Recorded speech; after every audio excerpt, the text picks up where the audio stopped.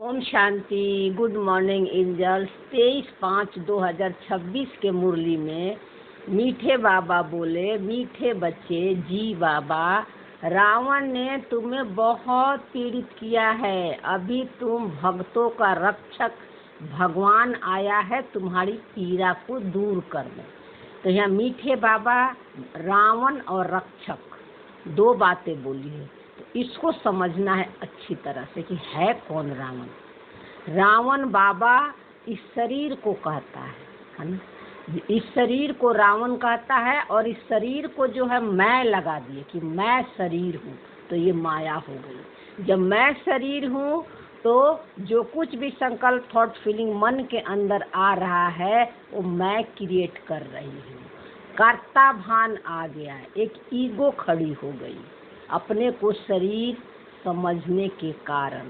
तो शरीर समझने के कारण ना हम राम का रहे ना रावण का रह पाए, दोनों तरफ नहीं रहे। राम का नहीं रह पाए इसलिए कि अपने स्वधर्म को भूल गए शरीर को मैं समझने से, और रावण को नहीं अपना बना पाए इसलिए कि रावण हमेशा दुखी देता है। खासकर कलयुग के सब संकल्प जो होते हैं वो सब करीब करीब दुखी देने वाले होते हैं।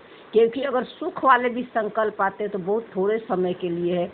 उस सुख वाले संकल्प यानी सुख वाले दिन को अच्छे दिन भी होते हैं, पॉजिटिव संकल्प भी आते हैं, तो उसके साथ डर भी आ जाता है ना, कि कहीं ये सुख ना मिले तो, है ना। जैसे शरीर के प्रति अटैच है तो ये शरीर ना रहे तो शरीर तो विनाशी है। पैसा धन प्रॉपर्टी ये सब सुख का साधन है, ये सब खुशी मिलती है, लेकिन इनके साथ साथ डर भी आ जाता है, भय भी आ जाता है, चिंता भी आ जाती है ना। इसलिए ना हम राम का रहे ना रावण का रह पाते हैं। इसीलिए बाबा क्यों? क्योंकि शरीर को सिर्फ मैं समझने के कारण, है ना।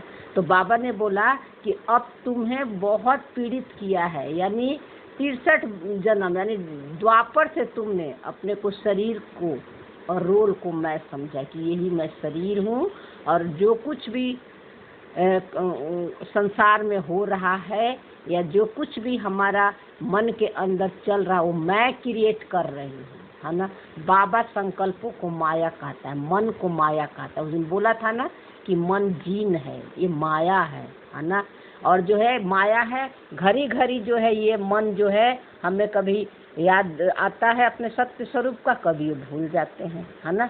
तो ये मन को बाबा ने माया बोला था, ठीक है ना। तो मन को माया यानी मन में जो विचार आ रहे हैं वो सब माया है ना। तो वो सब जो है दुख देने वाले हैं, क्योंकि कलयुग में सारे संस्कार जो है सारे संकल्प सब तमो प्रधान वाले नहीं आते हैं, है ना। एक भी संकल्प आ रहा है तो अपने साथ पूरा परिवार लेके आता है।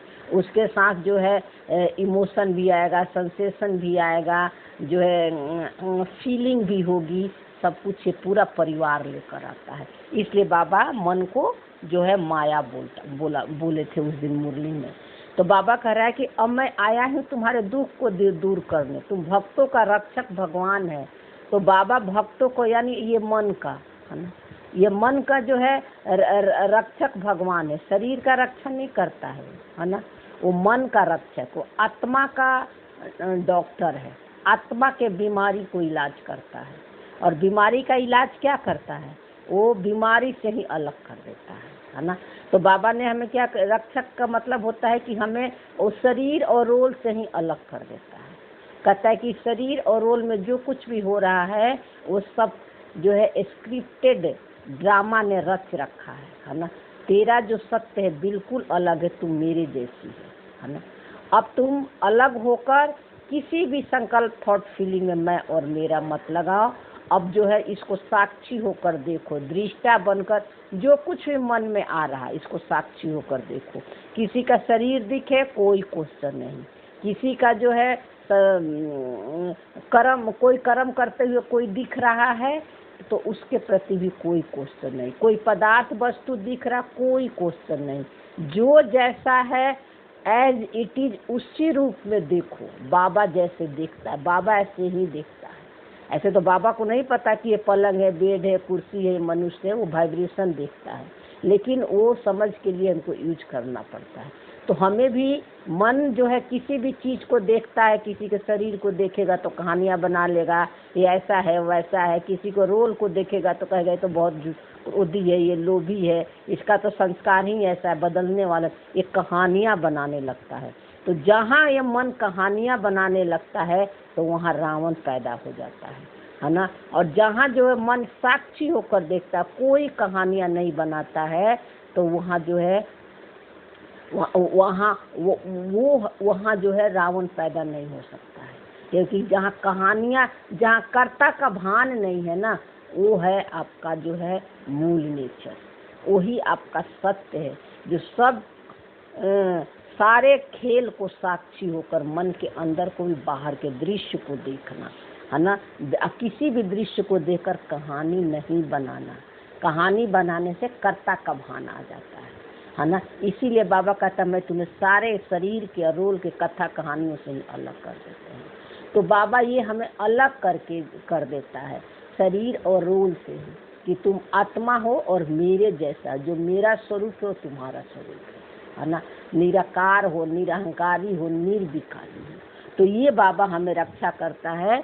तो बाबा इसलिए कहता है कि तब तुम्हारी हम पीड़ा को दूर कर देते हैं। यानी मन के अंदर जो संकल्प थॉट फीलिंग आ रहे हैं, अब हमें पता चल गया है, तो अब हमें प्रभावित नहीं होते हैं।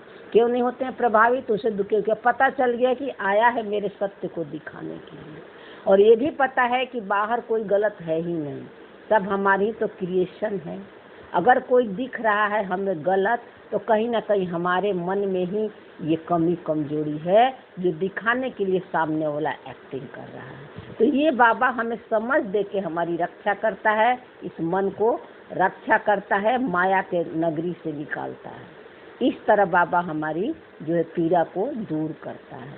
तो सूक्ष्म ज्ञान में अच्छी तरह से समझना है, और आप लोग जरूर कमेंट में बताना कि ये सब समझ में आ रहा है कि नहीं। माता पिता क्यों कहते हैं, रावण राम क्या है, ये सब जो है ना बेसिक लेवल पे अब हमें बाहर नहीं देखना है ना, सिर्फ अपने अंदर देखना है ना। मन के लेवल पर अब हमें पुरुषार्थ करना है।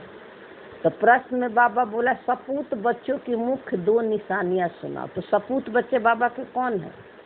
जो बाप समान अपने को समझते हैं, जिनको पता है कि मैं आत्मा हूँ, परमात्मा समान हूँ, मेरा स्वरूप बाबा जैसे है, वो बाबा के सपूत बच्चे हैं, है ना।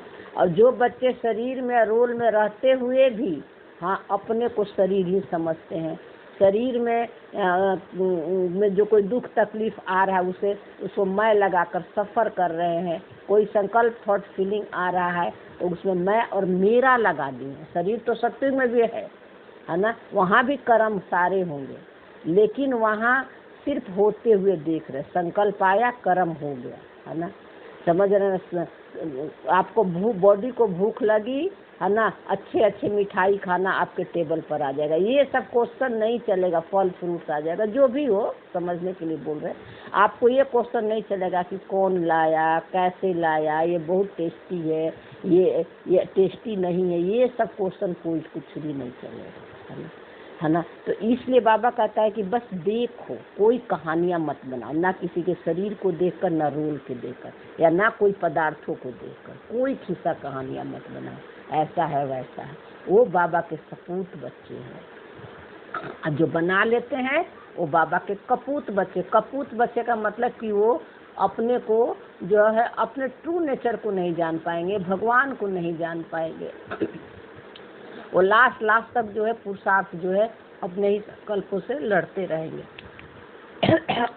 तो उत्तर में बाबा बोला सपूत बच्चे सदा माता पिता को फॉलो कर सख्त नसीन बनेंगे, खूब पुरुषार्थ में लगे रहेंगे। तो देखो बाबा बोला सपूत बच्चे, यानी जो जिस मन को पता चल गया है कि मेरा सत्य जो है बाप समान है, तो वो किसको फॉलो करेंगे? उस निराकारी कॉन्शियसनेस को फॉलो करेंगे, उस सुप्रीम सोल को फॉलो करेंगे। कैसे फॉलो करेंगे?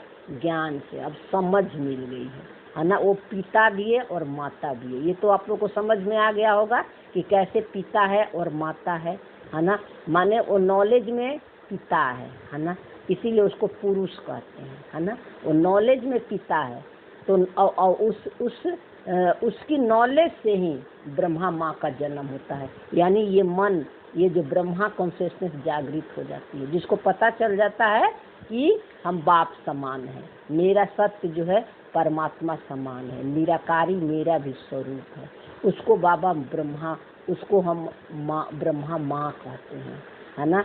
तो अब इस मन को पता चल गया है ना। तो इसलिए अब ये मन किसको फॉलो करता है? उस बाप को फॉलो करता है, उस निराकारी कॉन्शियसनेस को फॉलो करता है। ब्रह्मा माँ जाग गई है ना, तो वो बाबा के तख्त नसीन बच्चा है, यानी बाबा के साथ कंबाइंड का अनुभव करता है ना। और क्योंकि हम साकारी में ब्रह्मा बाबा को देखेंगे तो उनके खींचे कहानियां में फंस जाते हैं। ब्रह्मा बाबा ने, उनको ब्रह्मा बाबा ने नाम इसीलिए रखा गया कि उन्होंने शरीर और रोल में रहते हुए उस कॉन्शियसनेस को टच कर गए थे, सबसे पहले नंबर 1 संपूर्णता को प्राप्त कर गए थे। इसीलिए ब्रह्मा बाबा कैसे पुरुषार्थ करके अपनी स्थिति को बनाए, उस वो ज्ञान जो है, वो समझ जो है हमें भी फॉलो करना है। इसीलिए वो प्रेरणा का स्रोत है। इसीलिए उनके शरीरों को भी नाम ब्रह्मा रखा गया, क्योंकि वो शरीर और रोल में रहते हुए जो है अपने को संपूर्णता प्राप्त कर लिए थे। लेकिन ब्रह्मा बाबा को जो है शरीर और रोल से शुरू से ही डिटैच थे, उनको पता था कि हम शरीर और रोल नहीं है, और सबको इसी दृष्टि से देखते थे। तो हमें भी ब्रह्मा का सूक्ष्म भाव में देखना है। मन का स्टेज है, ज्ञान से ब्रह्मा जागृत हो गई है, पता चल गया है उसका अपना सत्य, है ना। तो अब खूब पुरुषार्थ में कौन लगा है? ये सकारी मन लगा है ना, उस मूल आत्मा को टच करने के लिए, उस निराकारी कॉन्शियसनेस तक पहुंचने के लिए अब जो है ये मन पुरुषार्थ कर रहा है, अपने को शरीर और रोल से अलग करके।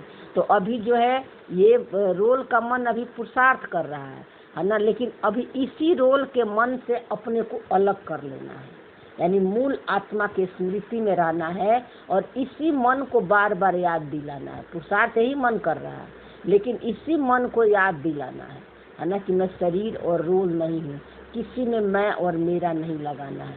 तो यही जो है मन उस मूल आत्मा तक पहुँच जाएगा, यानी निराकारी कॉन्शियसनेस तक पहुँच जाएगा। सब कुछ यही कर रहा है, दृष्टा भी यही है, दृश्य भी यही है ना। लेकिन अभी इससे हम अपने को अलग करके इसी मन को याद दिला रहे हैं, है ना। तो इसीलिए बाबा बोला कि खूब पुरुषार्थ में लग जाएंगे, जिनको पता चल गया है कि मेरा सत्य स्वरूप क्या है ना, वो खूब पुरुषार्थ करेंगे, पुरुष अर्थ में टिक कर। दूसरा बाबा बोला कि उनकी बाप से दिल बहुत सच्ची होगी, यानी बाबा का दिल बिल्कुल खाली है, मन, उसके मन में कोई संकल्प थॉट फीलिंग नहीं, वो साइलेंस है, विचार रहित है ना। तो उस बाप से दिल बहुत उनकी बाप से दिल बहुत सच्ची होगी। तो किसका दिल सच्चा होगा? जो अपने को साइलेंस, विचार रहित समझते हैं, निरसंकल्प समझते हैं कि ये मेरा ट्रू नेचर है, जो बाबा का है वो मेरा भी है, और मन में जो कुछ भी आ रहा है उसमें मैं और मेरा नहीं लगाएंगे, है ना। उनकी बात से दिल बहुत सच्ची होगी, है ना। जो और शरीर को, रोल को मैं और मेरा लगाकर उसे प्रभावित होकर, दुखी होकर, है ना, बाबा को दे रहे हैं, बाबा को बता रहे हैं, तो बाबा उस संकल्प को लेगा भी नहीं, और जो है आप जो है, और जो है आपकी मन की अवस्था नीचे गिर जाएगी। तो बाबा से सच्ची दिल लगाने के लिए बाबा जैसा पहले स्मृति आप पक्का रखना पड़ेगा कि मेरा कोई संकल्प थॉट फीलिंग नहीं है, लेकिन आ तो रहे हैं, उसमें मैं और मेरा नहीं लगा, उसको साक्षी होकर देखना है।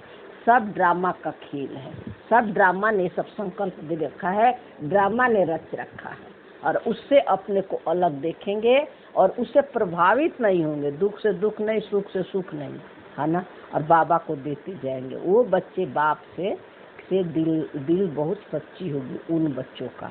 सच्ची दिल वाले सदा सिर मत पर चलेंगे। देखो बाबा बोला ना, जो बाबा कह रहा है उसको 100% फॉलो करेंगे। तो बाबा यही तो कह रहा है ना कि रावण और के जो संकल्प थॉट फीलिंग आ रहे उसमें मैं और मेरा मत लगाओ, शरीर को मेरा मत समझो, कोई भी कर्म में कर्ता भान में मत जाओ, कर्म को होते हुए देखो। तो ये बच्चे फॉलो करेंगे। अगर अंदर में सच्चाई नहीं है तो याद में रह नहीं सकते। सच्चाई और सफाई अगर अंदर में नहीं है ना, अभी भी शरीर और रोल को ठीक करने की स्मृति से ज्ञान ले रहे हैं कि सब कुछ मेरा अच्छा हो जाए, है ना। तो बाबा कह रहे ये सच्चाई नहीं है, अंदर में कुछ है, बाहर से हम ऊपर बाबा कह रहे हैं। रोल को बाबा बिल्कुल ठीक नहीं कर सकता, बस ना आपका कोई परिस्थिति को ठीक कर सकता। ये 100% बना लो, करना खुद ही करना पड़े। बस बाबा इसीलिए तो नॉलेज है, समझ दे दिया, अब समझ को यूज करें। इसीलिए बाबा बोला अगर अंदर में सच्चाई नहीं है, खाली अगर मन नहीं है ना, अगर मन में बहुत कुछ भरा हुआ है और तो बाबा कह रहा है कि बाबा उस दिल को टच भी, उस मन को टच भी नहीं करता है। पहले खाली करो, और खाली करने के लिए वही हम अपने को अलग देखते हैं और बार बार याद दिलाते हैं कि मेरा नेचर साइलेंस है। गीत में बाबा बोला भोलानाथ से निराला कोई और नहीं। तो बाबा भोलानाथ है ना, पूरे विश्व का मालिक है, पूरे अनलिमिटेड माइंड है ना, सारा विश्व का खेल उसी के अंदर से चल रहा है ना। लेकिन किसी के बाबा और गुणों को, कमी कमजोरी को नहीं देखता है, आत्मा देखता है, सबको संपन्न और संपूर्णता में देखता है ना। तीनों लोकों के स्वामी होने के बाद भी, है ना, यानी पूरे सृष्टि का जो खेल उसके अंदर से चल रहा है, फिर भी वो प्रभावित नहीं होता है, क्योंकि खेल को खेल की तरह देखता है।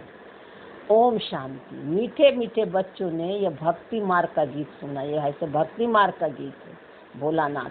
भक्त इस गीत का अर्थ को नहीं जानते, इसीलिए बाबा कहते भक्त इस गीत के अर्थ को नहीं जानते। यानी ये मन जो है भोलानाथ तो कहता था भोलानाथ है, शिव शंकर है ना, भगवान है, लेकिन भोलानाथ के अर्थ ही नहीं समझता था वो क्यों भोला है ना। तो तुम भगवान के बच्चे बने हो, भगवान रक्षक है और भक्तों का तुम भी रक्षक हो। तो बाबा ने बोला कि भगवान रक्षक है और भक्तों का तुम भी रक्षक हो, भक्तों के भक्तों की रक्षा करते हो।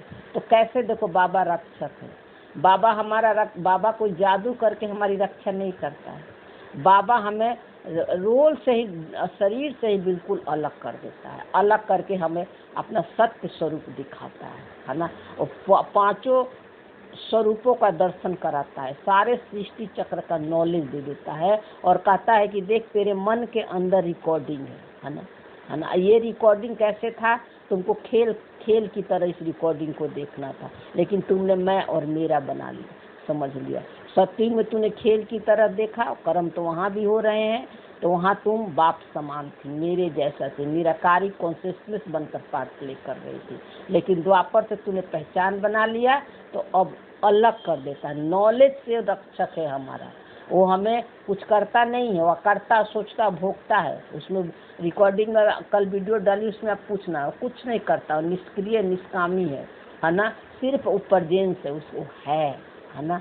और तो भगवान ये रक्षक है, अब रक्षक है, भक्तों का तुम भी रक्षक हो, भक्तों की रक्षा करते हो। तो फिर बाबा बोला तुम भी भक्तों का रक्षक है। तो हम कैसे रक्षक है कि हमें पता चल गया है ना, कि बाहर में कोई है ही नहीं, सब हमारी तो क्रिएशन है ना। सारे मन जो है, जो उस निराकारी कॉन्शियसनेस से सारे मन निकले हुए हैं, है ना। और सब मनों का अपना अपना अलग अलग क्रिएशन है। जैसे कि मान लो कि इसका मन है, ये खड़ी है किरण का मन, किरण ने अपने क्रिएट की है, पेरेंट्स, घर परिवार, सास ननद बहू और उसी पड़ोसी जितने भी इसके संपर्क में हैं, ये जो भी है ये सब इसकी क्रिएशन है ना। उसी तरह आपका मन, आपने अपने फैमिली अड़ोस पड़ोस संसार को क्रिएशन किए हैं, है ना। तो ऐसे हर मन अपना अपना क्रिएशन किया हुआ है ना। तो अगर आप अपने को आत्मा समझते हो और आपकी दृष्टि आत्मिक हो गई है ना, और सबको आत्मा देखते हो, तो आपकी क्रिएशन भी जो है वो सत्व प्रधान हो रही है, यानी वो उसकी भी सत्य जागृत हो रही है। कैसे जागृत हो रही है, उसको आपसे वाइब्रेशन जा रही है ना। तो वो भी जो है अब जो है आपकी शांति से वो भी अब मन के अंदर हलचल भी होता है तो शांति फील करता है, खुशी फील करता है, स्टेबल रहता है। सिर्फ हमारी जो है हमारी जो है स्थिति से, स्व की स्थिति से, उसको जब हम रोल से नहीं देखते हैं, उसको भी संपन्न और संपूर्ण आत्मा देखते हैं, तो ये वाइब्रेशन उसको जाता है। तो हर मन जो है अपने अपने क्रिएशन का रक्षक है ना। बाबा भक्त जो है मन को कर रहा है, मन ही तो भक्ति कर रहा है ना। जिन जो ज्ञान में नहीं है वो भी तो उनका भी मन जो है क्या है, भगवान को ही तो याद कर रहा है ना।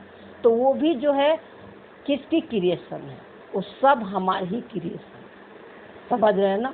सत्युग त्रेता में कम है ना, द्वापर से ये बढ़ जाता है क्योंकि बॉडी कॉन्शियस में आते हैं, है ना। क्योंकि और भी सारे मन आते हैं ना, तो उनकी भी तो क्रिएशन फिर शुरू हो जाती है ना। तो द्वापर वाले सब भक्ति मार्ग वाले हैं, है ना। लेकिन जो सतयुग से जिनका पाठ शुरू है ना, आदि से अंत तक का है, तो उनकी सारी क्रिएशन है, सारी सृष्टि का क्रिएशन जो है उनकी है।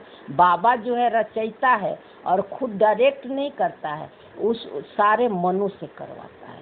और शुरुआत किससे करवाता है, ब्रह्मा माँ से, यानी ब्रह्मा जिसकी कॉन्शियसनेस पहली जागृत हो गई है, तो उसके अंदर पहले संकल्प आता है इस सृष्टि के क्रिएशन के लिए, है ना। फिर वो बाहर में बॉडी आएगी, फिर मन आएगा, फिर उस मन से वो अपना परिवार क्रिएशन करेगा, बच्चा, फैमिली, है ना। फिर वो बच्चे का मन आएगा, वो मन फिर अपना क्रिएशन करेगा। इसको अच्छी तरह से समझना, ठीक है ना। नहीं समझ में आए तो बता, ज्ञान जब समझ में आ जाएगी ना तो पुरुषार्थ करना इजी हो जाता है, तो हम बाहर नहीं भागते हैं। तो ये बाबा बोलता है कि तुम भी भक्तों की रक्षा करते हैं, क्योंकि तुम ही क्रिएटर हो, है ना, तुम भी रचयिता हो। तो कौन सी आफत है जो भगत रक्षा करने के लिए भगवान को बुलाते हैं? कौन सी आफत है? भक्तों को रावण का बहुत दुख है। तो कौन सी आफत है? क्योंकि शरीर और रोल को मैं समझते हैं, है ना। और जो है हर चीज़ जो है उनको पता है कि भगवान जो है हमारे दुखों को दूर कर देता है, बीमारी को दूर कर देगा, हमारी परिस्थिति को ठीक कर देगा, है ना। इसलिए जो है बाबा कहते हैं कि दुखी और पीड़ा है। रावण को समझ ही नहीं पाते हैं, है ना, कि रावण कौन है, माया कौन है। उनको धन को माया कहते हैं, है ना। तो इस आप सब कुछ जो है स्थूल रूप में सब कुछ समझते हैं, साकार मन के अंदर वो जाते ही नहीं और कहते हैं कि मन तो घोड़ा है चंचल, इसको ठीक ही नहीं कर सकते, है ना। तो ये बाबा बोलता है कि भक्तों को रावण का बहुत दुख है, क्योंकि वो रोल में फंसे हुए हैं, शरीर को ही मैं समझते हैं। तो रावण संप्रदाय पीड़ित है, यानी जो अपने को शरीर और रोल समझते हैं वो दुखी है, पीड़ित है। वो सुखी हो ही नहीं सकते, कोई भी इस दुख से निकाल ही नहीं सकता जब तक कि अपने को शरीर और रोल से अलग नहीं करेंगे। तो भोलानाथ को याद करते हैं, वो रावण संप्रदाय। तो भोलानाथ उसको इसलिए करते हैं कि उनको ये पता है कि उसको याद करने से जो है हमारे सारे दुख दूर हो जाएंगे, थोड़ा समय मन को उनको शांति मिलता है ना। तो इसलिए बाबा कहते हैं कि वो है रावण संप्रदाय, है ना। जो अपने को शरीर समझकर जो भगवान को याद करता है वो है रावण संप्रदाय, है ना। साकारी रूप में भगवान को याद करता है। और ये है राम संप्रदाय। भक्तों को ये पता ही नहीं है कि हमारा रक्षक कौन है, और कौन है जिसको पता चल गया है ना। शरीर और रोल में रहते हुए कि हम रोल नहीं है, शरीर नहीं है, मेरा सत्य ही परमात्मा समान है, जो इसका रूप है वही हमारा भी रूप है। तो उस स्मृति में टिक जाते हैं, है ना। और जो है अब रावण के जो कुछ भी संस्कार आ रहे हैं, है ना, अब उसमें मैं मेरा नहीं लग, अलग देखते हैं उसको, है ना। तो ये हमारा रक्षक है। तो भल गाते हैं भोलानाथ रक्षक है, परंतु क्या रक्षा करते हैं किसी को पता नहीं है, नहीं जानते हैं। वो सोचते कि भगवान मेरा सब कुछ ठीक कर देगा, बेटा दे देगा, शादी करा देगा, नौकरी लगा देगा, हमारी बीमारी ठीक कर देगा। बाबा कहते हैं ये सब काम मैं नहीं करता हूँ, शरीर से रिलेटेड कोई काम मैं नहीं करता हूँ, है ना। तो बाबा बोलते वो जानते ही नहीं है। तुम बच्चे अब समझते हो कि भोलानाथ शिव बाबा ही बिगड़ी को बनाने वाला है ना। जिस बच्चे को पता चल गया है ना, कि ये सब रावण, ये सब ड्रामा ने रच रखा है, दुख और सुख का खेल, है ना, मन के अंदर खेल खेलने के लिए, है ना। तो लेकिन ये न मैं दुख हूँ न सुख हूँ, मेरा सत्य तो परमात्मा समान है। तो अब हम कोई भी रोल से अटैच नहीं होते हैं, मैं और मेरा नहीं लेते हैं, माया के प्रभाव में नहीं आते। आ भी जाते हैं तो एक सेकंड में अपने को अलग कर देते हैं। तो दुनिया को पता ही नहीं है भगवान किसको कहा जाता है। भगवान का पता है तो फिर भगवान के रचना के आदि मध्य अंत का भी पता होगा। तो जिसको भगवान का नॉलेज है, उस निराकारी कॉन्शियसनेस को जो जान गया है कि भगवान कहीं बाहर नहीं है, ऊपर नीचे नहीं है ना, हमारा निराकारी स्वरूप की स्मृति ही भगवान है, वही शिव है ना, वही शिव है जो कि रोल में और ड्रामा में नहीं आता है ना। और जो है उससे निकला हुआ जो मन है उसका ड्रामा के अंदर पार्ट है। तो न तो इसीलिए बाबा बोला और पार्ट है क्योंकि आदि मध्य अंत का भी इसीलिए उनको नॉलेज नहीं है ना। इस सृष्टि चक्र का उनको जब निराकारी कॉन्शियसनेस को जानेंगे तभी उस सृष्टि चक्र को भी जान सकते हैं कि ये संसार कैसे चलता है ना।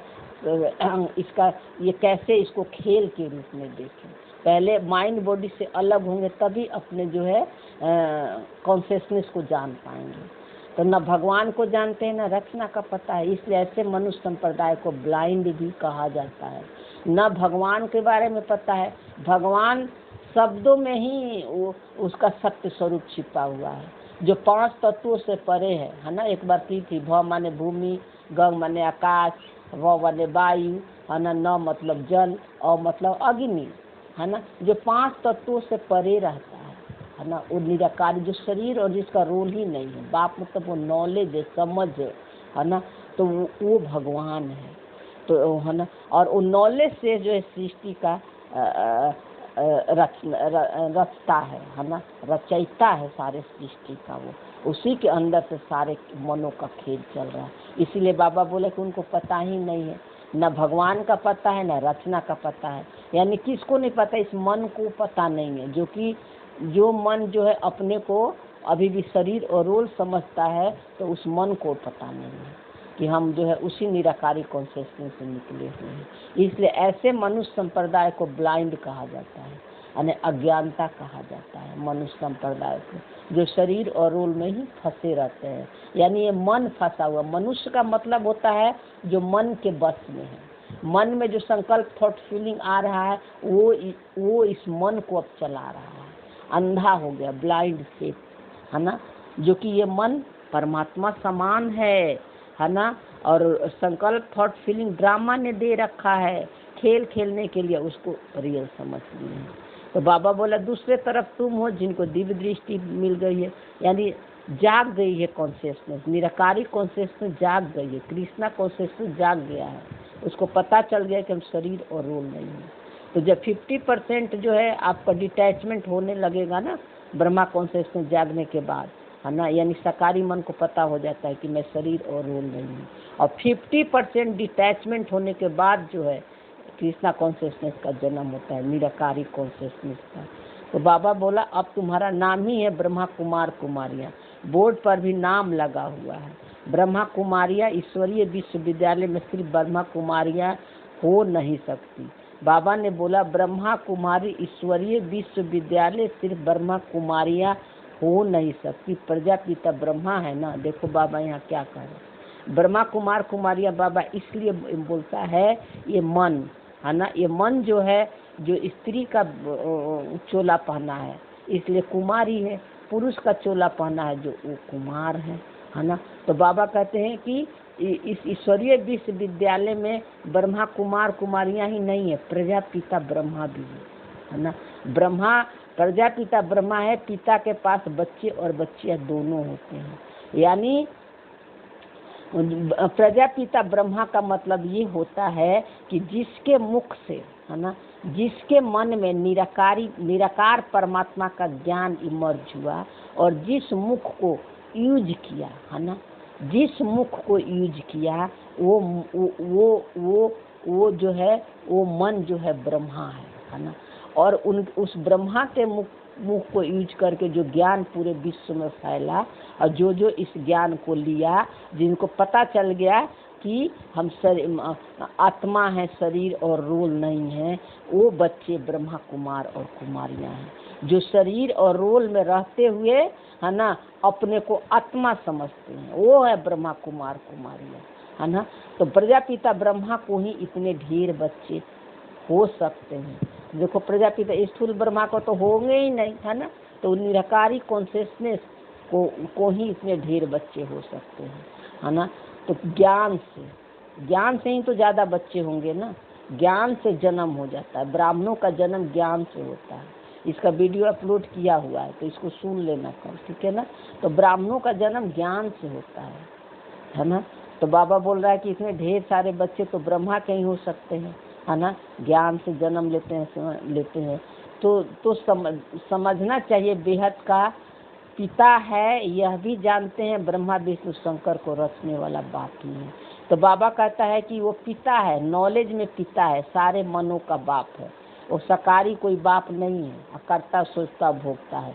नॉलेज में वो बाप है, वही मन में सारे सृष्टि का नॉलेज है, बाकी किसी के पास दोष निराकारी कॉन्शियसनेस में। इसलिए वो बेहद का बाप है। बेहद मतलब ये माइंड और बॉडी से परे है, हाँ, है ना। माइंड बॉडी को हद कहते हैं, और जो इससे बेहद परे है, जो कभी शरीर और रोल में नहीं आता, इसलिए वो बेहद है। तो बाबा बोला ये भी जानते नहीं ब्रह्मा विष्णु शंकर को रचने वाला बाप ही है। तो ब्रह्मा विष्णु शंकर कहाँ है? ये कोई स्थूल देवता नहीं है, सब मन का स्टेज है ना। ज्ञान से ब्रह्मा कॉन्शियसनेस जागृत हो जाती है ना।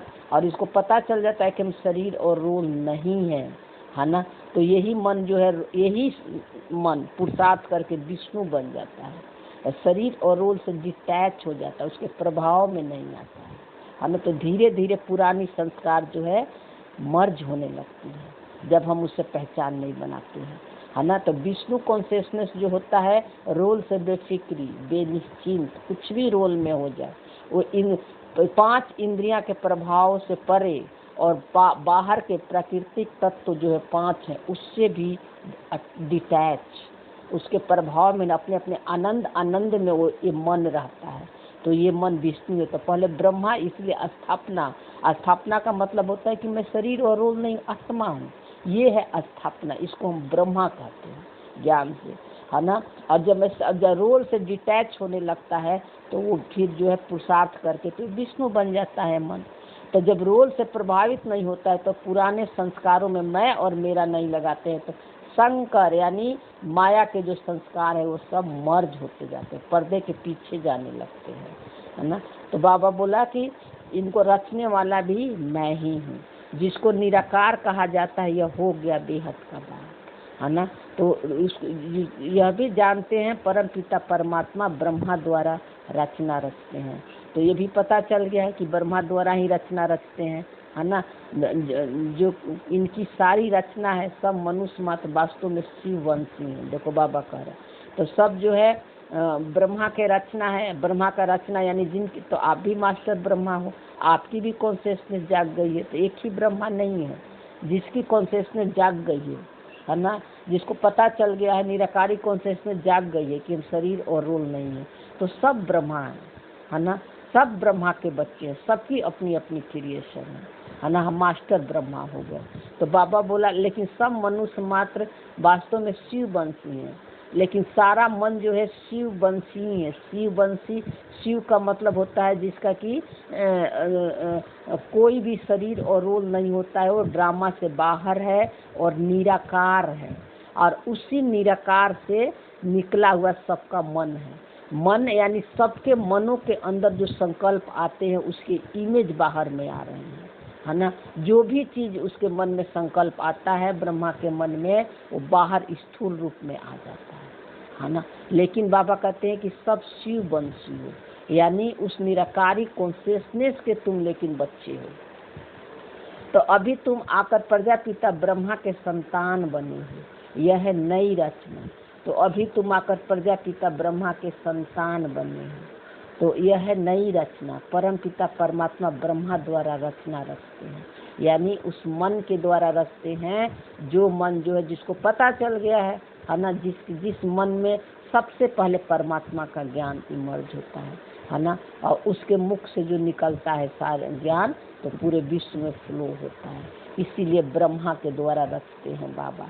तो ड्रामा ने बाबा का जो है ज्ञान इसलिए उसी मन में ही रिकॉर्डिंग है, इसलिए कोई भी दूसरा मन को बाबा यूज नहीं कर। सबसे पहले ज्ञान उसी के मन में निकलेगा और सबसे पहले मनुष्यों ने उन्हीं का मन संपूर्णता को प्राप्त किया, है ना। लेकिन हम सब मास्टर ब्रह्मा हैं। अब हम भी पुरुषार्थ कर रहे हैं, हम भी अपने रचना को समेट रहे हैं, विस्तार को समेट रहे हैं, सबको आत्मा देख रहे हैं, लेकिन सारे मनों का अलग अलग क्रिएशन है ना। जैसे ऊपर में बताई ना कि कैसे ब्रह्मा को संकल्प आएगा, उसके तो इस शरीर आएगा, फिर मन आएगा, फिर उस मन का, फिर उस मन का, तो सारे मनों को अपना अपना संकल्प क्रिएशन है।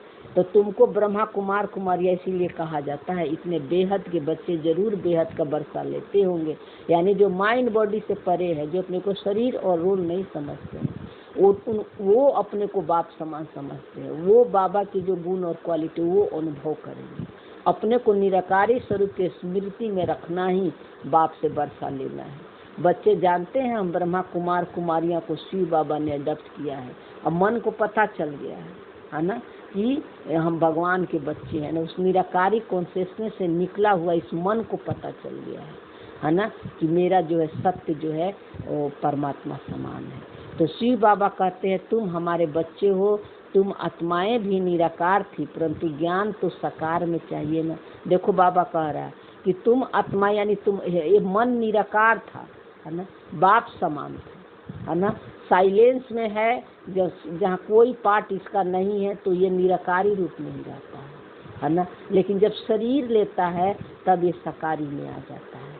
तो इसीलिए बाबा बोला कि हमें ज्ञान सुनाने के लिए साकारी तन को, इसीलिए बाबा को साकारी तन में आना पड़ता है, पतित शरीर पतित मन को यूज करना पड़ता है। शब्दों को यूज करके बाबा जो है ज्ञान से सारे मनों को निकालता है और निराकारी स्वरूप की स्मृति का याद दिलाता है ज्ञान से। तो तुम जानते हो हम आदि सनातन देवी देवता के धर्म के थे। आदि सनातन, आदि से अंत तक हमारा पाठ है। आत्मा तो सदा है, निरंतर है, चाहे रोल हो चाहे नहीं हो, है ना। इसलिए बाबा बोला कि आदि सनातन देवी देवता के तुम धर्म से, आदि से अंत तक तुम्हारा पाठ था। पाठ नहीं है तो भी आत्मा है ना। रोल नहीं हो तो भी आत्मा एग्जिस्ट करती है। तो ब्रह्मा द्वारा रचना यहाँ होती है। शिव जयंती भी इसलिए ही मनाई जाती है। इसीलिए ब्रह्मा के द्वारा जो है, क्योंकि खेल खेलने के लिए तो यहीं पर सृष्टि पर ही होगा। खेल तो ड्रामा का खेल इस सृष्टि पर ही चलेगा। इसीलिए बाबा को कहते हैं कि रचना भी यही रचा जाता है ना। यही मतलब इस मन में ही रचना रची जाती है। और शिव जयंती भी यही मनाई जाती है। तो यहाँ मगध देश में ही जन्म लिया। बाप कहते हैं ये देश बहुत पवित्र और स्वर्ग था। जब मन पवित्र था, सत्व प्रधान था, स्वर्ग था, है ना। इसीलिए इसको मगध देश कहते हैं, जहाँ किसी प्रकार की चिंता, भय, दुख, दर्द, अशांति नहीं था। लेकिन अभी इनको नरक मगध कहते हैं, क्योंकि रावण के चुंगल में बच्चे फंस गए हैं। शरीर और रोल को मैं और मेरा समझ, इसलिए नरक बन गया। तो इस मन को बाबा सब कुछ कहते हैं, है ना। ये कौन से शिव जयंती का मतलब कि पता चल गया अपने निराकारी कॉन्शियसनेस से, जागृत हो गए हैं कि मेरा सत्य बाप समान है। ये स्मृति ही शिव जयंती मनाना होता है। तो बाबा बोला फिर स्वर्ग बनाना है, तुम बच्चों के बुद्धि में है। शिव बाबा हमको फिर से राजयोग सिखा रहे हैं। फिर उसी स्वरूप में लौटना है, इस मन को स्वर्ग बनाना है ना। तो पवित्र बनाते गाते भी पतित पावन भक्तों के रक्षक भगवान भक्ति पुकारते हैं। तो ये मन ही पुकारता है, हे पतित पावन आओ, है ना, हमको पावन बनाओ। तो पतित होते हुए भी अपने को पतित नहीं समझते हैं। बाप समझाते हैं तुम सभी पतित हो। बाबा कहते हैं कि सब पतित है, सब शरीर और रोल में फंसे हुए हैं। बुलाते भी हैं पतितों को पावन बनाओ, फिर भी इनको समझ में नहीं आता है कि मैं पतित हम कैसे बने हैं। पतित कहते हैं लेकिन पतित अपने को समझते नहीं हैं, है ना। तो पावन दुनिया सत्य को पतित, और पावन दुनिया सत्य को और पतित दुनिया कली को कहा जाता है, क्योंकि उनको पता ही नहीं है, किसी को नहीं पता है ना, कि सारा खेल हमारे मन के अंदर है। ये सारे जो है खेल चल रहा है, जो दुख दे रहा है ये मन ही दे रहा है। ये मन चूंकि शरीर और रोल से पहचान बना लिया है, तो शरीर और रोल से निकलना ही नहीं चाहते हैं, इसीलिए सारे कलयुग में दुख देने वाले ही ड्रामा ने रच ही रखा है, सारा दुख देने वाले ही संकर, ताकि हम अपने सत्य की तरफ लौट पाए, जिनका पाठ है सत्य त्रेता में। तो बाप तुम्हें सब राइट बताते हैं, लाखों बरस की तो कोई चीज़ नहीं है, मनुष्य घोर अंधियारे में। तो कलयुग का जो है क्या बताते हैं कि लाखों बरस है अभी, है ना। तो लाखों बरस शुरू से अंत तक, अभी तक लाखों बरस, ये कम तो होगा ना। तो बाबा कह रहे कि लाखों बरस नहीं है, घोर अंधियारे में है ना। तो समझते हैं कलयुग तो अभी छोटा बच्चा है, और तुम जानते हो मौत सामने खड़ा है। तो अभी सबको क्या पता है, ऐसी दुनिया चलती रहेगी, है ना, ऐसे ही रहेगा, कुछ भी विनाश उनाश नहीं होगा। लेकिन बाबा बोल रहा है कि मौत सामने खड़ी है, अंधियारे और रोशनी का वर्णन संगम पर ही किया जाता है। मौत सामने यानी शरीर और रोल का विनाश होना है, दुनिया तो ऐसे ही रहेगी, दुनिया का नहीं विनाश होना है। विनाश जो होता है ये पुराने संस्कारों का कर्म होना है ना। तो जब पुराने संस्कारों का विनाश होगा, है ना, तो बाहर भी शांति और खुशी आएगी, बाहर भी एक नई दुनिया की क्रिएशन होगी। जब मन सत्व प्रधान बन जाएगा तो बाहर भी सब कुछ सत्व प्रधान हो जाएगा। लेकिन उसके लिए पहले सारा विनाश मन के अंदर करेंगे। जब हमारा जो है ड्रामा से जीरो पहचान हो जाएगा, बाहर के कोई भी सीन सीनरी को देखकर हम प्रभावित हैं, कोई भी विनाश के अभी भी देखो नहीं होते हैं ना, क्वेश्चन नहीं करते हैं ना क्यों हो रहा, क्योंकि हमें पता है कि सब ड्रामा में नूड है ना।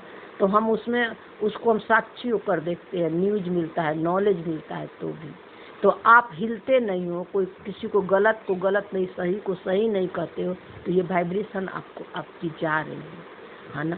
तो अभी तो ऊपर नीचे कभी हो रहा, कभी बंद हो रहा, कभी हो रहा, लेकिन लास्ट में एक समय ऐसा आएगा कि जो है ये जो है सब जो है चेंज होंगे, सबके संस्कार चेंज होंगे, मुक्ति में सभी जाएंगे, है ना। तो थोड़ा थोड़ा करके अभी ड्रामा जो है ये सब खेल दिखा रहा है बाहर का, ताकि हम अपने सत्य की तरफ लौट जाए, पुरुषार्थ करने के लिए कि अंदर में देखो, हिल तो नहीं रहे हो ना। तो इसीलिए बाबा बोला कि सब अंधियारे में बैठे हुए हैं, है ना। बाबा सबको, अब तुम घोर प्रकाश में आ गए हो, बाकी जो अपने को शरीर और रोल ही समझते हो सब घोर अंधियारे में ही बैठे हुए हैं। सतयुग में जो है तुम ये वर्णन नहीं कर सकेंगे, वहाँ यह नॉलेज ही नहीं रहती। लेकिन ये सारा नॉलेज यहाँ मिल रहा है, नॉलेज से है ना स्वर्ग और नरक बनता है। सारा स्वर्ग और नरक की कहानी मन के अंदर रिकॉर्डिंग है, पहले ही से है ना। तो जब ये मन जो है अपनी संपूर्णता को प्राप्त कर लेगा, जब जीरो पहचान हो जाएगा, तो नॉलेज यहीं खत्म हो जाएगा, है ना। वहाँ कोई अगर वहाँ पता चल जाए कि हमारी शरीर जो है विनाशी है, हमारी स्थिति जो है नीचे गिरने वाली है, फिर जो है हम रावण के चुंगल में फंसे हैं, तो सत्य का सुख ही नहीं मन भोग पाएगा। इसीलिए ड्रामा ने ऐसा खेल ही रचा है जादू का, है ना। वहाँ सब ज्ञान एकदम प्रायलोप हो जाता है, क्योंकि मन उसका आत्मा का स्वरूप बन जाता है। जैसे यहाँ शरीर का स्वरूप बन गया है ना, अभी तो याद दिलाना पड़ता है हम आत्मा आत्मा है, लेकिन वहाँ याद दिलाना नहीं पड़ेगा। ये भी नहीं पता रहेगा कि हम आत्मा है, यहाँ तो पता है कि हम शरीर हैं, लेकिन वहाँ वो भी नहीं पता रहेगा कि सातों गुणों में ये जो है मन पार्ट प्ले करेगा खेल, और सारे खेल को होते हुए साक्षी होकर देखें। तो बाबा बोला ये सब बात तुम्हें अभी बाप बैठ समझाते हैं, है ना। संगम युग पर ये सब समझ मिलती है मन को, इसको समझ नहीं मिलेगा तो इस संसार से निकल ही नहीं पाएगा, शरीर और रोल से निकल ही नहीं पाएगा, भटकते रहेगा ये संसार में। शरीर और रोल से बाहर निकालने के लिए बाबा को ये सब ज्ञान संगम युग पर समझाना पड़ता है। तो बाबा बोला कि तुम सती में सूर्य वंशी घराने के, फिर अंत में आकर क्षुद्र वंशी घराने के बन गए। सूर्य वंशी घराने का मतलब ये होता है कि बाप समान बन जाते हैं जी, है ना।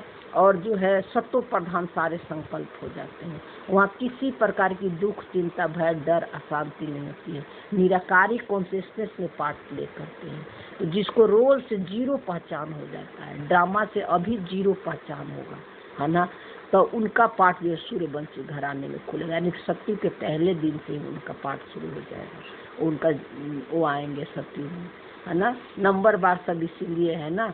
और अंत में जो है फिर आकर सब क्षुद्रवंशी घराने के बन जाते हैं, यानी शरीर और रोल से पहचान बना लेते हैं। तो सूर्य क्षुद्रवंशी घराने के हैं और अपने को आत्मा समझकर रोल से डिटैच हो रहे हैं, उसके प्रभावित नहीं हो रहे हैं, तो वो है सूर्यवंशी घराने को खेल को साक्षी होकर देख रहे हैं। है ना, किसी में कर्ता भान करना, अकर्ता, असूचता, अभोक्ता, है ना, ये स्मृति सूर्य घराने को, है ना। तो बाबा कहला अब फिर तुम ब्राह्मण वंशी बने हो, तो पहले ब्राह्मण वंशी बने हैं, है ना, पहले ज्ञान, बाबा हमें ज्ञान दिया, समझ दे दिया है ना, कि तुम शरीर और रोल नहीं हो। ज्ञान से हम ब्राह्मण वंशी बनते हैं, है ना, और रोल से जितना जितना हम डिटैच होते जाते हैं, है ना, तो हम सूर्यवंशी घराने में फिर घराने में फिर इस मन का पाठ खुलेगा। लेकिन क्षुद्रवंशी के जितने भी संस्कार है, जहाँ जहाँ अटैचमेंट है, जहाँ जहाँ लगाव, झुकाव, टकराव है, वो सबसे जीरो पहचान होगा, तब सूर्यवंशी घराने में पार्ट प्ले कर सकते हैं। इसको और ठीक से समझ लो, है ना। यहाँ थोड़ा माया आ गई थी, है ना। देखो बाबा बोले तुम सतयुग में सूर्यवंशी घराने के लिए, तो पहले ये मन जो है 100% जो है सोल कॉन्शियस की स्मृति में था, निराकारी स्वरूप में पार्ट प्ले करता था, तो सूर्यवंशी घराने का था। और धीरे धीरे जो है बार बार शरीर बदलने से, है ना, जन्म मरण में आने से पार्ट तो बदलते रहते हैं ना, तो ये क्षुद्रवंशी अब घराने में आ गया है। यानी जब शरीर और रोल से पहचान बना लेता है तो क्षुद्रवंशी घराने में है, सोल कॉन्शियस के स्मृति में पार्ट प्ले करता है तो सूर्यवंशी घराने है, तो सूर्यवंशी से क्षुद्रवंशी घराने में आ गया है। अब फिर ब्राह्मण वंशी बना है। अब ज्ञान से इसको पता चल गया है कि हम शरीर और रोल नहीं है, आत्मा है, तो अब ये ब्राह्मण वंशी ज्ञान से बन गया है। अब तुम सर्वोत्तम ब्राह्मण कुल के हो, तुम ऊंच से ऊंच हो। बाबा क्यों कहता है? क्योंकि सर्वोत्तम ब्राह्मण कुल के, क्योंकि ज्ञान से ही जो है हम सूर्यवंशी घराने में जा सकते हैं, नॉलेज से ही, है ना। बिना नॉलेज के जो है हम उस स्टेज तक जा ही नहीं पाएंगे। इसीलिए इस मन को पूरी समझ देता है। इसलिए ब्राह्मण जीवन सर्वोत्तम इसलिए है कि अभी हम जो है अपने सत्य को भी देख पाते हैं, माया को भी देख पाते हैं, बाप को भी जान गए हैं। बाकी किसी युग में जो है ना बाबा का परमात्मा को जान पाएंगे, न माया को जान पाएंगे, न अपने सत्य को जान पाएंगे। इसीलिए ब्राह्मण को ज्ञानी माइंड कहते हैं, ज्ञान की प्रकाष्ठा। और ये ही मन पुरुषार्थ करता है, देवी देवता नहीं पुरुषार्थ करते हैं, आगे इस मन को पुरुषार्थ नहीं करना पड़ेगा। इसीलिए ब्राह्मण कुल सबसे उच्च कुल है, ज्ञानी माइंड है, इसलिए सबसे उच्च कुल है। कि धारणा के पॉइंट में बाबा ने बोला आत्मा में जो तमो प्रधान के संस्कार हैं उन्हें याद के बल से चेंज करना है, तो और सत्व प्रधान बनना है। तो आत्मा में यानी इस मन में जो तमो प्रधान संकल्प, थॉट, फीलिंग कलयुग के आ रहे हैं, दुख, चिंता, भय, डर, अशांति, उदासी, जो भी संकल्प, थॉट, फीलिंग के रूप में आ रहे हैं उसको चेंज नहीं करना है ना, हटाना मिटाना नहीं, रिजेक्ट नहीं, उससे अपने को अलग देखना ही बाबा कहता है चेंज करना है ना। अपने को चेंज कर लो, उससे अलग कर लो, मैं और मेरा मत लगा, उसको साक्षी होकर देखो, है ना। तब बाबा बोला सत्व प्रधान एक दिन ये मन बन जाएगा। दूसरी पॉइंट पे बाबा ने बोला बाप से रजाई का वर्षा लेने के लिए सदा सपूत बच्चे बन सिरमत पर चलना है, वही निराकारी स्वरूप की स्मृति में रहना है और शरीर और रूल से अपने को अलग देखना है ना। और किसी में मैं और मेरा नहीं लगाना, यही है सपूत बच्चे। सच्चे बाप से सच्चा रहना है, माता पिता को पूरा फॉलो करना है, ज्ञान रत्नों को दान करते रहना है। तो ये सब बाबा उसमें प्रश्न में था, उसमें एक्सप्लेन कर दिया है ना। वरदान में बाबा बोला अपने परिवर्तन द्वारा निरंतर विजय की अनुभूति करने वाले सच्चे सेवाधारी भव। तो बाबा बोला डिटेल में कि जैसे निरंतर योगी बने हो ऐसे निरंतर विजयी बनो, तब सच्चे सेवाधारी बन जाइए। तो निरंतर योगी हैं क्योंकि हमारा योग जो है सूक्ष्म ज्ञान में अब 1-2 घंटा बैठ के योग नहीं है, सारा दिन योग है, पूरा संगम में भी योग है, सारा दिन जो है योग है, क्योंकि हम कर्म योगी बन गए हैं, है ना। तो हमको पता चल गया है कि आत्मा सदा है, निरंतर है ना, मैं तो कहीं आती जाती नहीं हूँ, है ना। तो अब हर कर्म को, है ना, करते हुए साक्षी होकर देख रहे हैं, किसी से प्रभावित नहीं होते हैं, है ना। तो ये है निरंतर योगी बने रहना, मैं और मेरा नहीं लगाना। लेकिन विजयी बनने के लिए बाबा बोला सच्चे सेवाधारी। विजयी कैसे बनते हैं? कैसे भी माया का संकल्प आ रहे हैं, आंधी तूफान आ रहे हैं, हमारे सत्य से नहीं हिला पा रहे हैं, चाहे कर्म अच्छे हो चाहे बुरे हो, रिजल्ट फल कुछ भी आ रहा है कर्म का, उससे हम सुख से सुख नहीं ले रहे हैं, दुख से दुख नहीं ले रहे, उससे प्रभावित नहीं हो रहे हैं, आत्मा के सीट नहीं छोड़ रहे हैं, है ना। तो ये है सच्चे सेवाधारी बनना, निरंतर योगी, मतलब कर्म योगी होकर कर्म करना ही और उसके प्रभाव में नहीं आना सच्चे सेवाधारी है। क्योंकि विजयी आत्मा जब हर संकल्प हर कदम में विजय का अनुभव करती है तो उनका यह परिवर्तन देख अनेक आत्माओं की सेवा स्वतः हो जाती है। तो देखो, जो हर संकल्प थॉट फीलिंग आ रही है, आप उससे प्रभावित नहीं हो रहे हो, है ना, दुख नहीं ले रहे हो, न सुख ले रहे हो, है ना। और फिर सामने वालों को भी तो हम इसी दृष्टि से देखते हैं ना, उसके भी रोल को, शरीरों को नहीं देखते हैं, उसके संपूर्णता पर लाइट शाइन करते हैं। और सामने वाला व्यक्ति कोई कैसा भी एक्टिंग कर रहा है, क्रोध कर रहा है, ईर्ष्या कर रहा है, द्वेष कर रहा है, लोभ कर रहा है, हम उसको, उसके संस्कारों को नहीं देखकर उसको आत्मा देखते हैं। ये सब एक्टिंग में ड्रामा ने दे रखा है ना। ये स्मृति रखते हैं तो उस सामने वालों को भी ये वाइब्रेशन जाती है ना। वो भी बहुत जल्दी शांत हो जाएगा, स्टेबल हो जाएगा, है ना। तो ये आपकी सेवा हो गई। किसी के कमी कमजोरी को न देखकर, है ना, और अपने अंदर, जब हम अपने अंदर जाकर हम देखते, किसी के कमी कमजोरी दिखता है, मन अगर हल्का भी दुख फील करता है तो हम अंदर चले जाते हैं कि ये मन जो है रोल का मन दुख ले रहा है। सामने वाले तो बहुत अच्छा एक्टिंग कर रहा है, हमारे सत्य को दिखा दिया, क्योंकि हमारे मन के अंदर कुछ ना कुछ कमी है, इसीलिए बाहर में वो आत्मा जो है वो एक्टिंग कर रही है, नाना ड्रामा उसको दे रहा है हमारे कमी को दिखाने के लिए। तो ये जब हमारी स्मृति रहती है तब आपकी स्वतः सेवा होती है, और घर वालों को नहीं, पूरे विश्व की आपकी सेवा हो रही है। तो ये बहुत अटेंशन देना है इस पर, है ना। किसी के रोल को देखकर कमी कमजोरी दिख रही है, उसमें यही याद करना है कि मेरे अंदर अभी ये कमी है। तो उनके नयन में रूहानियत का अनुभव कराते हो, चलन बाप के चरित्रों को साक्षात्कार कराती है। तो नयन मतलब आपको दृष्टि आपकी आत्मिक हो जाती है, उनको आत्मा देखते हैं, है ना। तो चलन में बाप के चरित्रों को साक्षात्कार, अरे आपके अंदर ही आपका अपना सत्य का पता चलेगा, परमात्मा का पता चलेगा, हल्के हो जाते हैं, फरिश्ता का अनुभव होता है, खुशी की अनुभव होती है, शांति की अनुभव होती है, शांति शक्ति का फील होता है कि किसी के माया के संस्कार को देखकर हम प्रभावित नहीं हुए। तो मस्तक से मस्तक मणि का साक्षात्कार होता है, आत्मिक दृष्टि से, मस्तक मतलब शरीर नहीं, आत्मिक दृष्टि से, है ना।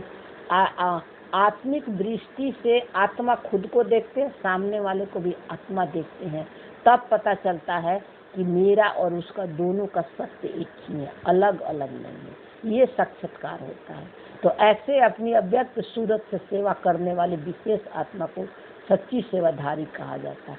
अव्यक्त सूरत, आप मन के अंदर ही अंदर पुरुषार्थ करो, बाहर वालों को पता भी नहीं है ना, कि आपकी वाइब्रेशन से हमारी स्थिति हल्की बन रही है, आपकी वाइब्रेशन से मेरी सत्य जागृत हो रही है। तो इसीलिए जागृत हो रही है, सामने वाले को पता भी नहीं होता है ना। लेकिन बाबा कहता है कि ये स्मृति ही सच्चे सेवाधारी कहा जाता है। अगर आपकी ये स्मृति है तब आप सच्चे सेवाधारी हो। स्लोगन में बाबा बोला, विशेषताएं और गुण दाता की देन है। देखो बाबा क्या बोल रहा है ना। बाबा कह रहे कि विशेषताएं और गुण दाता की देन है। दाता को देखो, व्यक्ति को नहीं। किसी के अंदर कोई विशेषता दिख रही, कोई बहुत अच्छा बोलता है, कोई क्रोध कम करता है, चाहे किसी में कोई विशेष कोई गुण और क्वालिटी है ना। जो हर आत्मा के अंदर अलग अलग कलाएं हैं ना, कोई किसी में निपुण है, कोई किसी में निपुण है। जैसे कि खाना बहुत अच्छा बनाता है ना, कोई सफाई बहुत अच्छा करता है, कोई जो है देखने में बहुत सुंदर है शरीर उसका, है ना, किसी का एक्टिंग बहुत अच्छा है। तो बाबा कहते हैं कि सारी विशेषताएं दाता की देन है ना। हर मन के अंदर जो है जिसके गुण अवगुण है वो सब दाता की देन है। यानी ड्रामा ने सब कुछ रिकॉर्डिंग कर रखा है। ड्रामा किसके अंदर से चल रही है? बाबा के अंदर से चल रही है ना। तो इसीलिए वो सब ड्रामा की देन है ना। और उस विशेषता को मैं और मेरा लगा देते हैं सब। मैंने किया, मैं इंजीनियर हूँ, मैं डॉक्टर हूँ, मैं बहुत अच्छा गाना गाती हूँ, मैं बहुत डांस करती हूँ, है ना। आत्मिक दृष्टि में टिक जाओ तो 16 कलाएं सब आत्मा के अंदर ही है। अलग अलग कलाएं दिखती है आपको, दिखेगी, है ना, क्योंकि सबके मन के अंदर अलग अलग खेल है, लेकिन ये सारी कलाएं जो है उसी निराकारी कॉन्शियसनेस से सबका निकला हुआ है। तो आप जब उस स्मृति में रहोगे ना, तो जैसे कि मान लो कि आपको किसी भी चीज़, कोई भी कला नहीं आती, आपको गाड़ी चलाने नहीं आता, कंप्यूटर चलाने नहीं आता, आपको ज़रूरत है तो कोई ना कोई निमित्त ड्रामा भेज देगा आपके पास, ड्राइवर भेज देगा, कोई कंप्यूटर चलाना भेज देगा। जैसे इसको यूट्यूब का नॉलेज नहीं है, कंप्यूटर का इस सब का इतना नॉलेज नहीं है, नहीं समझ में आती है, अभी भी 100% नहीं आती है ना।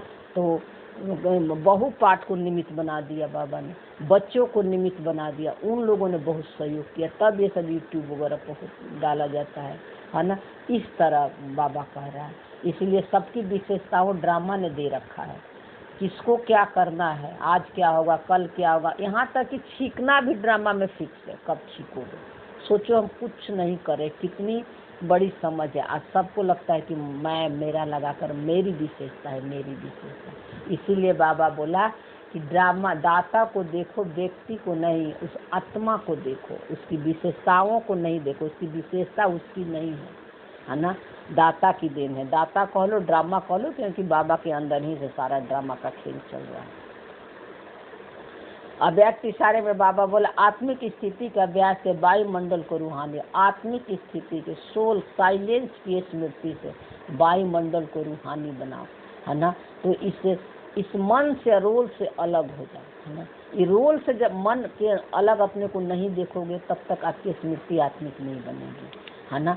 तो इसीलिए बाबा बोला कि माइंड बॉडी से परे चले जाओ, साइलेंस से सीट पर सेट हो जाओ, सबको उसी दृष्टि से देखो। तो ये है, और आपका जो है, अगर ये स्मृति है तो पूरे विश्व में आपकी प्रकाश जा रही है, बाहर भी जा रही है, और सब बातें स्वतः सब ठीक हो जाएंगी, सब एकमत और एक रस हो जाएंगे। फिर माया भी नहीं आएगी, क्योंकि वायुमंडल शक्तिशाली होगी। देखो बाबा क्या कह रहे हैं, सब एकमत और एक रस हो जाएंगे, माया फिर नहीं आएगी।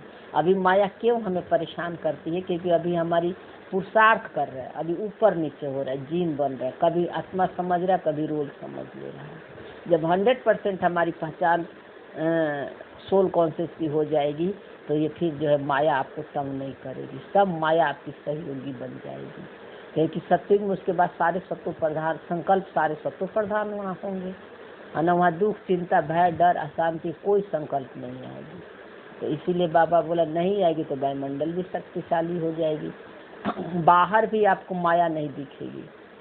चलेगा संसार का खेल ऐसे ही, लेकिन आपको माया नहीं दिखेगी, है ना।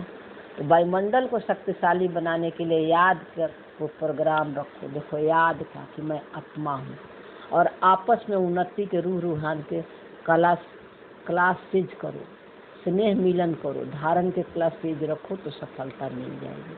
तो क्लासेज मतलब बाबा कहता है कि आपस में जो है ना, एक दूसरे को आत्मा देखो। हाँ, तो आपस में क्लास सेट करने का मतलब क्या है, जो भी दिख रहा सबको आत्मा देखो, चाहे घर में हो, परिवार में हो, सेंटर में हो, मधुबन में हो, ज्ञानी, सबको आत्मा देखो, है ना। संपन्नता और संपूर्णता पर लाइट शाइन करो, है ना, किसी के रोल से प्रभावित नहीं हो, तो बाबा बोले सफलता अपने आप मिल जाएगी। क्योंकि आत्मा जो है, सफलता असफलता, जन्म मरण, जय पराजय सबसे परे है, लाभ हानि सबसे परे, है ना। तो कोई भी हमें प्रभावित ही नहीं कर सकता, और यही दृष्टि सभी के प्रति भी रखना, ये सबसे बड़ी बात है, तब सफलता प्राप्त होती है। ओम शांति। थैंक यू बाबा, शुक्रिया।